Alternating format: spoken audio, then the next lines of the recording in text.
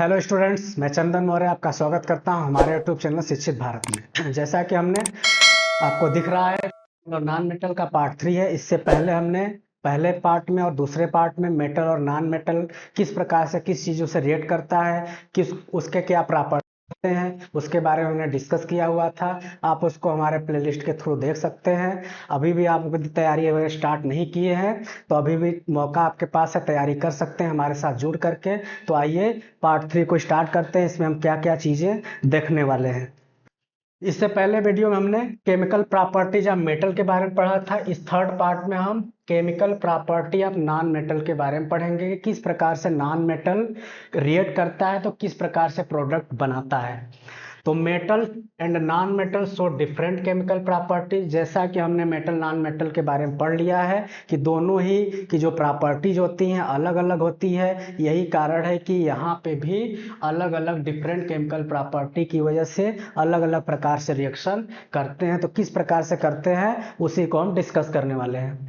तो क्या हमारे पास है reaction of non metal with oxygen. अब यहाँ पे बोला गया है कि यदि रिएक्शन ऑफ नॉन मेटल है वह किसके साथ रिएक्ट करेगा, ऑक्सीजन के साथ, तो वह क्या चीजें बनाएगा। तो जो नॉन मेटल होता है यदि वह ऑक्सीजन के साथ रिएक्ट करेगा, रिएक्ट विथ ऑक्सीजन, तो वह बनाता क्या, एसिडिक ऑक्साइड और न्यूट्रल ऑक्साइड। मतलब कि जो प्रोडक्ट इसके बनते हैं या तो ऑक्साइड बनेगा एसिडिक या फिर बनेगा न्यूट्रल। और दूसरे पॉइंट में क्या है, acidic oxide of non metal dissolve in water to form acid. कि यदि हमारा जो एसिडिक ऑक्साइड होता है नॉन मेटल का वह डिजॉल्व मतलब कि घुल सकता है किसमें, वाटर में यदि घुल जाता है तो वह हमारा बनाता क्या है, एसिड बनाता है। कैसे बनाता है इक्वेशन के द्वारा समझेंगे। जैसे कि अब हमारे पास पहला है कि कार्बन हमारे पास है। Carbon is a non metal. जैसा कि हमने मेटल में पढ़ा था क्या एलिमेंट हमारा एसिड सॉरी मेटल होता है, क्या नॉन मेटल होता है। तो उसमें हमारा हमने पढ़ा था कि कार्बन क्या होता है, नॉन मेटल होता है। When carbon burn in air. अब इसमें बोला गया है कि यदि हम कार्बन को एयर की उपस्थिति में क्या करते हैं, बर्न जलाते हैं, तो वह उसके साथ रिएक्ट करेगा जो एयर में अवेलेबल ऑक्सीजन है, तो form an acidic oxide and called carbon dioxide. मतलब कि यदि हमारा कार्बन जो है वह किसके साथ, हवा में उपस्थित ऑक्सीजन के साथ उपस्थिति में उसको हमने गर्म किया, हीट किया, जला, रिएक्ट किया, तो रिएक्ट करने के बाद वो हमको रिजल्ट में क्या देता है, कार्बन डाइऑक्साइड गैस देता है। तो ये बहुत ही आसान था कि हमारा कार्बन है, ऑक्सीजन है। अब जैसे ये हमारे पास है, ये नहीं दिया हुआ रहता तब कैसे इक्वेशन बनाते हैं, तो उसके लिए हमें कार्बन का सिंबल पता होना चाहिए कि सी होता है और ऑक्सीजन का O होता है। बट यहाँ पर रिएक्शन में हमेशा इसके साथ 2 लगाया जाता है। फॉर्म कर रहा है कार्बन डाइऑक्साइड, तो कार्बन डाइऑक्साइड का हमारा CO2 होता है। अब उसके बाद हम इस तरीके से केमिकल के रूप में बना के देख लेंगे कि वो हमारा बन गया तो फिर बैलेंस है कि नहीं। तो बैलेंस के लिए यहाँ पे ऑक्सीजन के साथ 2 लगा हुआ है तो 2 है, सी है, इसका मतलब ये ऑलरेडी बैलेंस है। कभी कभी बैलेंस नहीं होता है तो दोनों साइड को देख करके हमें बैलेंस भी करने की जरूरत पड़ती है। आगे की तरफ देखते हैं। इसके बाद हमारा है कि सल्फर। सल्फर भी आपका क्या है, नॉन मेटल है। अब बोला गया है कि यदि मैं क्या करता हूँ, सल्फर को बर्न करता हूँ, मतलब जलाया गया है, कब, एयर की उपस्थिति में। अब एयर में हमारा क्या होता है, ऑक्सीजन गैस होता है। अब ऑक्सीजन गैस है, उसके साथ ये जलाया गया, रिएक्ट किया, रिएक्ट करने के बाद अभी acidic oxide means that sulphur dioxide बनाएगा। वहां पे कार्बन ऑक्सीजन था तो कार्बन डाइऑक्साइड बनाया, और यहाँ पे सल्फर है तो सल्फर डाइऑक्साइड बनाएगा। सल्फर बस यहाँ पे आपको कुछ नहीं करना है, वहाँ पे सी था और यहाँ पे भी सी हो जाएगा। बस यहाँ पे हमारा जो नॉन मेटल था उसका नाम बदला है, बाकी सारी चीजें वही है। यदि कार्बन था तो कार्बन डाइऑक्साइड बना था और सल्फर है तो सल्फर डाइऑक्साइड। मतलब इसका यह हुआ कि आप बस नॉन मेटल को बदलते जाएंगे, बाकी सारी चीजें आपकी वैसे ही रहेंगी, बस यहाँ पे नाम बदलेगा। इसके बाद हमारा क्या है, chemical properties of non metal. अब इसके क्या प्रॉपर्टीज हैं कुछ देखते हैं। तो metals and non metals show different chemical properties, अभी हमने पढ़ा देखा भी इक्वेशन में कि किस प्रकार से मेटल ऑक्सीजन के साथ रिएक्ट करके क्या बना रहा है, नॉन मेटल करके क्या बना रहा है। तो यहाँ पे भी चीज़ें और ज़्यादा जानकारी लेते हैं कि reaction of non metal with water, कि रिएक्शन है नॉन मेटल विथ वाटर, तब ये क्या बना रहा है। तो जो नॉन मेटल होता है वह रिएक्ट नहीं करता है किसके साथ, वाटर के साथ या फिर स्ट्रीम के साथ, जबकि हमने इससे पहले देखा था कि जो मेटल होता था वो कर लेता था टू इवॉल्व हाइड्रोजन गैस या फिर reaction of non metal with water. अब इसके बाद यदि नॉन मेटल वाटर के साथ कर रहा है तो नॉन मेटल डू नॉट, तो यहाँ पे भी आपको क्या है डू नॉट, मतलब कि वहाँ पे एसिड कर रहा था लेकिन ये नॉन मेटल नहीं करता है। यही कारण है कि यहाँ पे कोई इक्वेशन हम नहीं दे रहे हैं, क्योंकि जब रिएक्शन ही नहीं करेगा तो इक्वेशन बनेगा नहीं। बस ये आपको पता होना चाहिए कि मेटल है तब वो रिएक्ट करता है, तब हम वहाँ पे मेटल का नाम लेकर के या फिर चीज़ें करके करते हैं। लेकिन यहाँ पे जो नॉन मेटल होता है वाटर स्टीम इन सब चीज़ों से रिएक्ट नहीं करता है, तो केमिकल इक्वेशन भी फॉर्म नहीं होता है। Reaction of non metal with salt solution, तो a more reactive non metal displaces less reactive non metal from its salt solution. मतलब इसमें क्या हुआ कि यदि कोई जो नॉन मेटल है बहुत ज़्यादा रिएक्टिव है तो क्या करता है, डिस्प्लेस कर देता है, निकाल देता है लेस रिएक्टिव। मतलब कि हमारे पास कोई जैसे कि ए है बी है, ए काफ़ी पावरफुल है कम पावरफुल है, तो ये क्या करता है इसको हटा देगा। ऐसे हम नॉर्मल एग्जांपल में भी देख सकते हैं, कोई पावरफुल व्यक्ति है कोई कम पावरफुल है, तो पावरफुल व्यक्ति कम पावरफुल, जो ज़्यादा पावरफुल व्यक्ति को कम पावरफुल को हरा सकते हैं या फिर वहाँ से हटा सकता है। तो कुछ ऐसा यहाँ पे भी है कि जो हमारा मोर रिएक्टिव नॉन मेटल होता है वह लेस रिएक्टिव को डिस्प्लेस कर देता है सोल्यूशन से। तो बस ये चीज़ें हैं। इसके बाद नेक्स्ट हमने क्या लिया है, यूजेज ऑफ मेटल। अब एग्जाम में पूछ देता है कि मेटल तो हमने पढ़ लिया, रिएक्शन को भी पढ़ लिया, अब बताइए यूज क्या होता है मेटल का, तो उसमें क्या बताएंगे। तो कुछ पॉइंट्स है ये आपको जनरली याद रहना चाहिए। तो क्या है इसको हम एक्सप्लेन कर देते हैं, बाकी आप स्क्रीनशॉट लेकर के या फिर अपना नोट्स बना कर इसको याद कर सकते हैं। तो copper and aluminium metals are use to make wires to carry electric.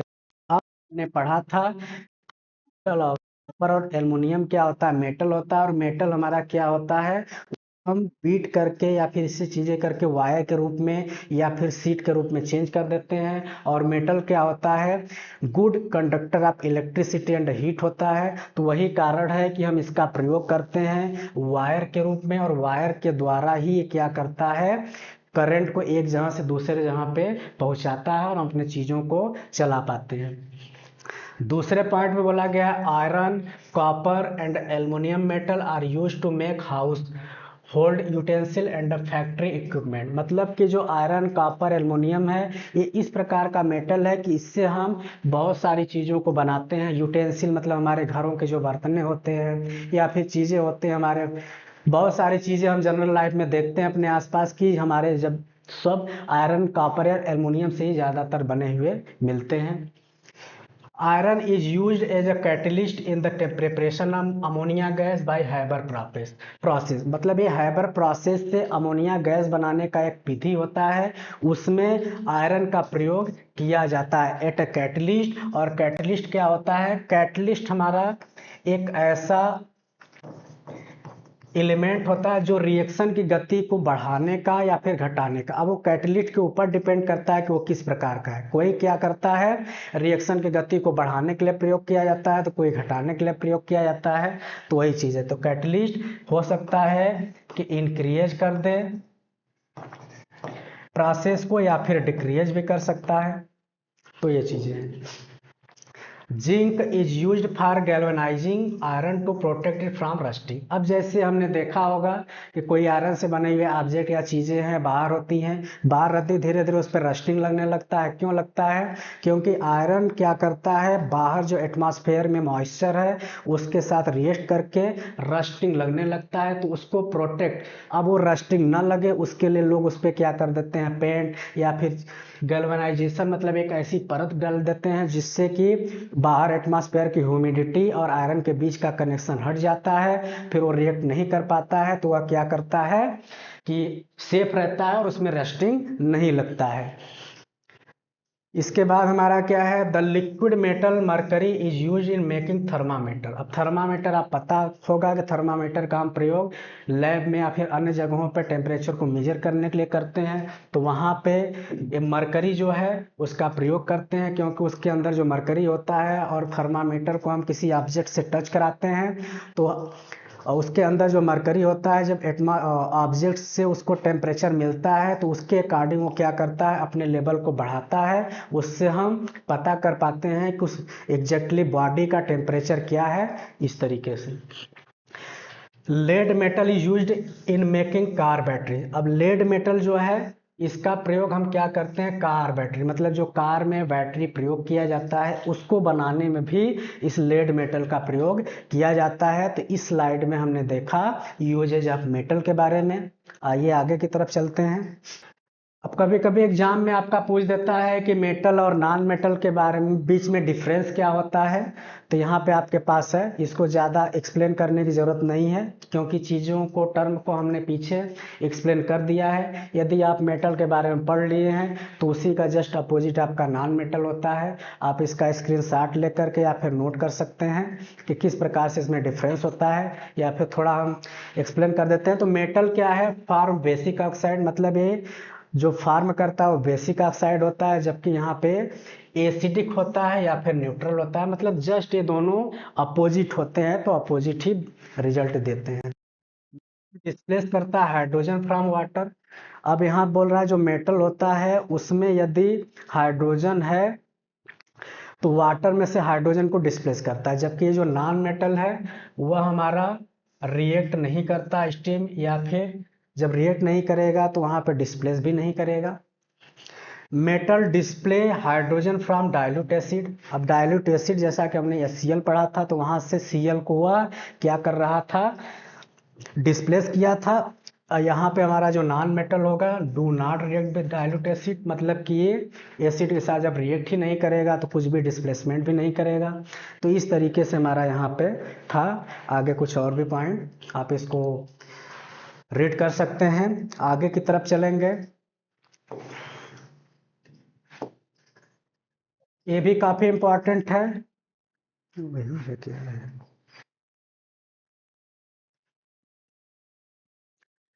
Usage of non metal, वहां पे हमने पढ़ा यूजेज ऑफ मेटल, और ये हमारा आप क्या है, यूजेज ऑफ नॉन मेटल। इसमें भी क्या होता है, ये भी आपके 1 या 2 नंबर में क्वेश्चन पूछ दिया जाता है कभी कभी कि इसके यूज बताइए। तो इसमें हमारा क्या है, hydrogen is used in the hydrogenation of vegetable oil to make vegetable ghee. मतलब कि एक प्रोसेस होता है, उस प्रोसेस के द्वारा हाइड्रोजन का प्रयोग किया जाता है ऑयल से वेजिटेबल घी, मतलब कि ऑयल या फिर वेजिटेबल घी को बनाने में। जो वेजिटेबल घी है इसको हम वनस्पति घी भी कहते हैं। कभी कभी क्वेश्चन में पूछ भी देता है कि वनस्पति घी बनाने में किस नॉन मेटल का प्रयोग किया जाता है, तो वहाँ पे आपको ये नाम याद रहना चाहिए, हाइड्रोजन की। हाइड्रोजन का प्रयोग करके हम वनस्पति घी, मतलब कि वेजिटेबल घी का भी निर्माण करते हैं। जो प्रोसेस होता है हाइड्रोजनेशन होता है। दूसरा क्या है, hydrogen is used in the manufacture of ammonia. Manufacture का मतलब होता है बनाया जाना। क्या चीज़ें बनाया जाना, अमोनिया। मतलब कि जो फैक्ट्री होता है, फैक्ट्री में यदि अमोनिया हमें बनाना है तो उसको बनाने में हम किस नॉन मेटल का प्रयोग करते हैं, हाइड्रोजन का करते हैं। Whose compound are used as fertiliser. अब जिसका कंपाउंड मतलब जो हमें रिजल्ट मिलता है उसको हम अपने खेतों में या फिर जो फार्मर होते हैं उसको फर्टिलाइजर, खाद के रूप में प्रयोग करते हैं, जिससे उनकी पैदावार बढ़ती है। तीसरा क्या है, liquid hydrogen is used as a rocket fuel. अब जो लिक्विड के रूप में हमारा जो हाइड्रोजन होता है उसका प्रयोग जो रॉकेट हम देखते हैं उड़ता हुआ, उसके फ्यूल में प्रयोग किया जाता है। तो इसमें आपका क्वेश्चन भी ऐसे बन सकता है कि which fuel can be used in rocket fuel. तो आपको यहाँ पे पता होना चाहिए लिक्विड हाइड्रोजन। अभी किस प्रकार के क्वेश्चन इस चैप्टर से बनते हैं लास्ट में हम उसको भी देखेंगे। Due to its inertness nitrogen is use to preserve food material. Preserve का मतलब होता है सुरक्षित रखना। जैसे हम भोजन हमने बनाया वो हमारा लंबे समय तक सुरक्षित रहे, तो उसके लिए हम कुछ फूड मटेरियल को प्रिजर्व करने में भी हम इन सब चीज़ों का प्रयोग करते हैं। Sulphur is use for manufacturing sulphuric acid. Sulphur ये हमारा क्या है, नॉन मेटल है। इसका प्रयोग हम करते हैं मैन्युफैक्चरिंग निर्माण में। किसका? Sulphuric acid. और सल्फ्यूरिक एसिड का फार्मूला आपका क्या होता है? H2SO4 होता है। अब इसमें आपके दो होते हैं, एक कंसंट्रेटेड होता है, डाइल्यूट होता है।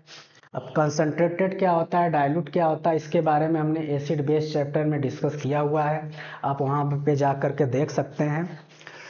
Sulphur is used as a fungicide and making gunpowder. इसका मतलब कि सल्फर का एक और भी प्रयोग है कि सल्फर का हम प्रयोग गन पाउडर, जो बारूद होते हैं, गन चीज़ें होती हैं, वहाँ उसको बनाने में भी इसका प्रयोग किया जाता है। फंजीसाइड का मतलब कि कभी कभी जैसे हमारे खेतों में या फसलों में कुछ चीज़ें लग जाती हैं, कीड़े या फिर ऐसे, तो उसको छिड़काव में भी या दवा के रूप में भी, फंजीसाइड के रूप में भी प्रयोग किया जाता है। और इसके अलावा गन पाउडर में भी इसका प्रयोग किया जाता है।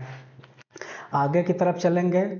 इस वीडियो में फिलहाल हमने यूजेज ऑफ मेटल तक ही लिया है। अगले क्लास में हम मेटल के और भी अब केमिकल इक्वेशन जो अलग टाइप के हैं, किस प्रकार के हैं, टॉपिक में डिस्कस करेंगे कि इसमें अभी हमारा और भी क्या सिलेबस बचा हुआ है।